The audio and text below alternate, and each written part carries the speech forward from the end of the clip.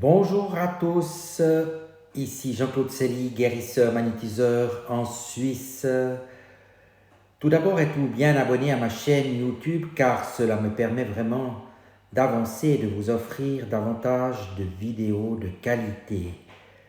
Merci également de liker ma vidéo car cela fait toujours très plaisir et de lire les commentaires sous cette dernière, notamment mon site internet et mes coordonnées téléphoniques. Vous trouverez également un lien de Sophia Voyance, une très bonne tarologue. Aujourd'hui, je vais vous parler de chlamydiose.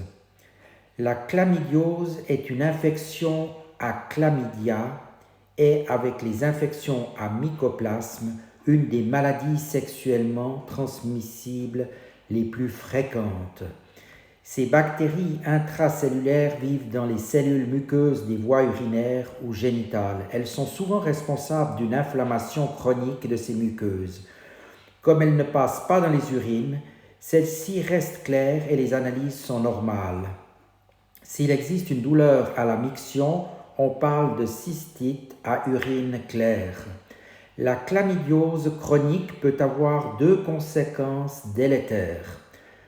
La première, c'est la survenue d'infections urinaires à répétition, des vraies cystites bactériennes de surinfection. La deuxième, la sténose des canaux urogénitaux, chez l'homme comme chez la femme, pouvant aboutir à une stérilité, soit des trompes ou déférents bouchés. Avant la découverte de cette infection cachée, on pensait que les cystites à urine claire étaient d'origine psychosomatique. Maintenant, on néglige cet aspect. En fait, certaines cystites, ou plutôt certaines envies d'uriner de façon répétée, restent clairement liées au stress et à une somatisation parfois spécifique. Quels sont les symptômes? Les symptômes sont souvent les brûlures spontanées ou en urinant. Besoin d'uriner très fréquent.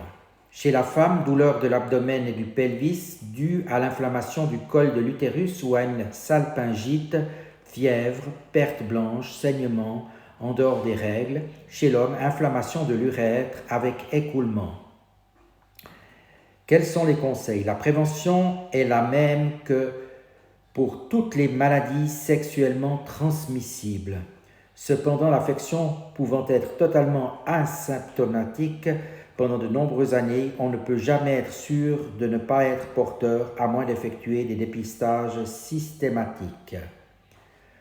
Voilà pour ces quelques informations. Je suis aussi naturellement à disposition pour accompagner vos soins ou traitements médicaux. N'hésitez donc pas à me contacter. Cela permet notamment de soulager très souvent des douleurs et d'aller vers une guérison progressive. Merci beaucoup de votre attention. À tout bientôt.